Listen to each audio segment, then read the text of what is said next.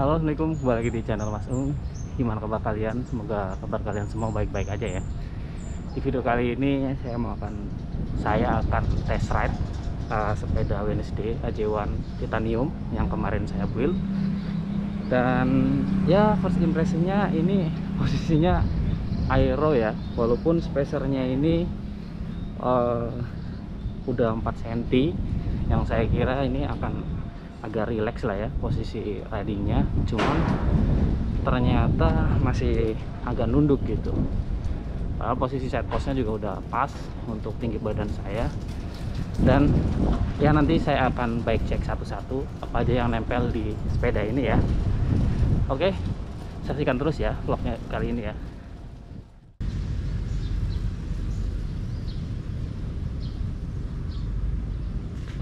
Oke, sepedanya saya udah parkir di samping danau ya, biar pemandangannya agak enak.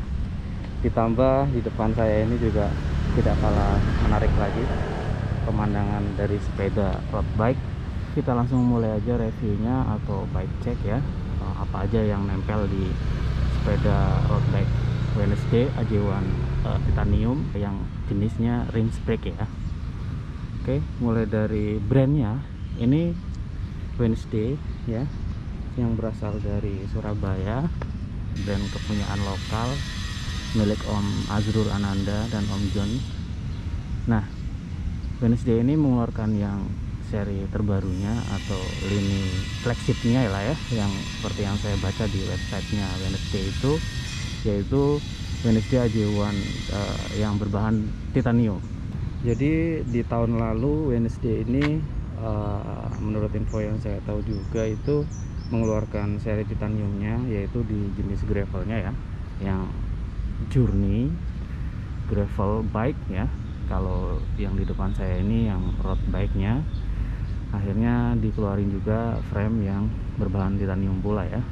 Sedikit cerita aja tentang kelebihan dari frame yang berbahan titanium ini ya. Ini saya agak sedikit nyontek aja ya dari websitenya Wednesday, karena masih minimnya pengetahuan saya tentang frame yang berbahan titanium ini ya. Ya, kita mulai dari kelebihan yang pertama ya, yaitu dia ringan ya, tapi tetap nyaman ya. Basicnya dia steel kan.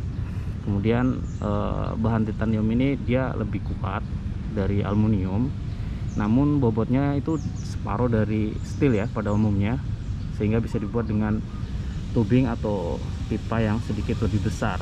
Jadi dilihat itu masih kokoh ya, bagus, tetap simple, tapi bobotnya masih ringan.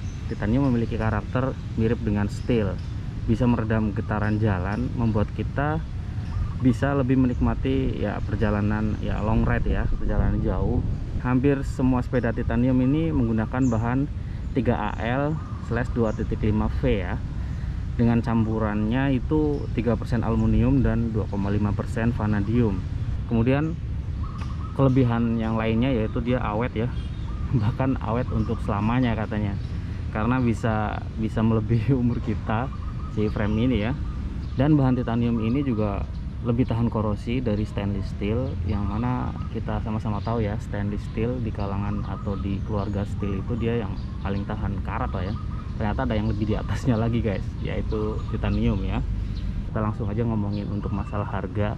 Nah, harga frame titanium ini global ya, untuk brand-brand yang dari luar negeri sana itu ya pastinya sangat-sangat mahal ya bagi saya ya.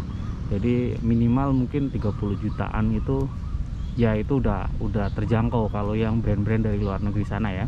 Nah, hadirnya si Wednesday ini, dia mengeluarkan frame yang berbahan titanium ini bisa menjadikan alternatif banget buat kita ya, yang harganya ini ya di bawah minimal yang saya tadi sebutkan ini ya. Jadi info dari ownernya ini, untuk harganya sendiri berkisar untuk yang rim brake ini 29,5 juta ya. Dan itu pre-order setahu saya prosesnya sampai saat ini. Selanjutnya kita lihat detail-detail dari frame ini ya. Yang paling penting kayaknya yang bikin penasaran ini kualitas dari las-lasannya ya. Di titanium ini las-lasannya itu terkenal dia kecil-kecil ya, seperti ini, mirip-mirip alloy tapi alloy lebih besar. Ini rapi, ini sangat rapi banget ya menurut saya, detail dari las-lasannya. Kemudian yang paling saya suka itu di bagian segitiga dropout yang belakang sini ya, dia simple, nggak macem-macem bentuknya seperti ini saya suka banget. Jadi bikin tampilan keseluruhan ini simple lah istilahnya. Terus kemudian kita ke bagian ininya ya, dekalnya ya. Jadi ini dekalnya nggak pakai stiker atau cat ya. Jadi ini melalui proses sandblasting. Proses sandblasting ini setahu saya untuk tulisan WNSD dan AJ1 Ti nya ini ditutup pakai stiker atau apa, saya kurang tahu detailnya. Tapi setelah ditutup itu baru di proses sandblasting itu yang menjadikan warnanya dia agak ngedove gini ya, warna khas titanium banget sih. Nah seperti ini. Jadi ini bukan pakai stiker ya, sekali lagi ya, atau cat gitu. Ini jadi mewah banget sih menurut saya. Kemudian yang masih tetap dipertahankan, nah logo di depan ini guys. Ini senyuman manis nih. Dan untuk logo yang di depan ini mengalami perubahan juga dari yang WNSD sebelumnya. Ini dia di CNC ya, atau dipahat gitu lah ya kalau bahasa saya. Jadi ini apa ya, cekung ke dalam guys. Ini cakep banget sih ini paten ini. Ya jadi gitu untuk dekalnya. Hanya itu, sorry di belakang ada lagi, mohon maaf, dari sebelah sini. Mudah-mudahan kelihatan ya, mudah-mudahan kelihatan. Nah di sini ada tulisan WNSD Forever. Ya itu aja sih untuk dekalnya. Kemudian detail selanjutnya yaitu ada di bagian headtube-nya. Ini taper jenis headsetnya integrate ya. Kita udah dapat headsetnya dalam paket pembelian frame setnya ya. Terus bottle cage ada standar, ada dua bottle cage. Kemudian untuk pengkabelannya internal cable routing full dari brake, shifter, semua di dalam. Ini dia menggunakan grommet kayak gini. Dan ya enaknya di titanium ini, banyak kemarin ada beberapa ya komen juga baru tahu kalau titanium ini tuh nggak nempel magnet gitu. Jadi saya sebagai builder atau mekanik ya, pada saat menghandle pengkabelan ini menggunakan internal cable routing tools itu tidak akan mengalami kesulitan, karena beda dengan steel yang lainnya itu sangat susah pastinya kan, karena magnetnya pasti nempel. Nah di bahan titanium ini tuh dia nggak nempel sama sekali magnetnya. Jadi sama seperti saya menghandle frame karbon atau alloy gitu. Selanjutnya frame ini juga udah ready untuk kita menggunakan group set Di2 ya. Untuk di bagian FD nya ini udah ada lubangnya ya, untuk kabel Di2 saya pikir ada di bagian sebelah sana nih, cuman ini ada di depan. Kita lanjut di bagian forknya ya. Ini fork karbon, ada logonya atau tulisan WNSD nya samar-samar memang. Nah seperti ini juga sudah UCI approved kalau di webnya ya, jadi udah terbukti ya atau teruji kekuatannya ya. Frame ini masih menggunakan sistem quick release untuk as rodanya. Nah masih menggunakan quick release, dan yang pastinya ini rim brake ya seperti ini. Oke, apalagi ya untuk detail framenya ya, sepertinya sih kayaknya itu aja ya. Kita lanjut aja ke bagian part yang nempel di frame ini ya, mulai dari group set deh. Ini group setnya ini agak unik kemarin karena swap dari frame yang sebelumnya itu disc brake, kemudian di AJ1 titanium ini rim brake. Jadi kemarin ada part yang harus dibeli lagi, yaitu Q-brake ya, brackingnya menggunakan yang rim brake sesuai dari framenya. Wheel set juga harus beli lagi yang rim brake, kemudian drifter juga harus beli lagi. Ini drifter yang Ultegra R8000 ya, yang masih mekanis. Jadi selanjutnya ke bagian ini dulu deh, dari atas joknya. Nah si saddle-nya ini menggunakan Brooks ya, seri C15 yang curve. Ini ada lubangnya ventilasi di sini, dan ini nyaman banget menurut saya. Saya dulu pernah pakai di sepeda gravel saya. Kemudian untuk seat postnya kita lihat di sini, bentuknya cantik banget ya, lekukannya di sini. Ini dari OGF Kin. Sistemnya mirip ya sama yang ada di seat post NV yang mahal itu. Sistem pengunciannya, klemnya. Ini bahannya karbon brandnya OGF Kin, nggak ada tulisannya sih.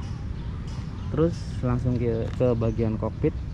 Dari stemnya ini dulu ya, stemnya ini OGF Kin juga, sama panjangnya kalau tidak salah 110 mm. Dulu saya yang beliin juga ini. Terus 5 derajat angle-nya, ini posisinya udah agak dibalik ya, cuman karena 5 derajat jadi ya nggak begitu lurus banget jadinya. Nah, bawaannya itu sudah menggunakan baut-baut titanium yang warnanya juga bagus banget. Bahannya karbon untuk stemnya. Kemudian lanjut di bagian crowbarnya, ini juga sama karbon dari OGF Kin juga, sama. Nggak kelihatan ya tulisannya. Oh, ini nih OGF Kin. Kemudian untuk bar tabnya sendiri juga saya memilih pakai OGF Kin juga, biar serasi ya semuanya. Dari seat post, stem, crowbar sampai ke bar tabnya. Ini lumayan nyaman juga sih, empuk lah, dipasang juga enak. Terus apalagi ya, spacer standar bahan alloy. Kemudian lanjut ke bagian wheelset ya. Wheelsetnya ini menggunakan Fulcrum Racing 5 yang berbahan alloy. Ini profilnya berapa senti ya, saya lupa, tapi ini pendek sih, memang cocok lah untuk style klasik ya. Frame bahan steel lah istilahnya gitu. Nah, ini untuk bahan luarnya ya pakai Continental Grand Prix 5000 ya, atau disingkat GP 5000. Kelebihannya yang udah banyak yang tahu ya, dari brand Fulcrum ini tuh loncar banget. Memang untuk suara jangkriknya nggak begitu, atau ya cenderung silent lah. Untuk suara jangkriknya nggak ada lah, anggap aja nggak ada. Untuk pedalnya saya lupa tadi. Nah, untuk pedalnya ini dari Look KO, belum yang karbon, KO klasik. Nah, seperti ini detailnya. Oh ya, untuk pengkabelan saya pakai Jackwire. Untuk kabel brake, outer brake dan outer shifternya pakai Jackwire. Dan apalagi ya, sepertinya udah ya, mungkin cukup sekian aja bike check atau sedikit review tentang frame Wednesday AJ1 titanium ini yang saya rinse brake. Mudah-mudahan bermanfaat dan memberikan informasi buat kalian yang penasaran dengan frame ini, dan mudah-mudahan jadi referensi juga untuk kalian yang berencana ingin build dari nol ya. Sampai ketemu di video-video Mas Ung selanjutnya. Assalamualaikum warahmatullahi wabarakatuh.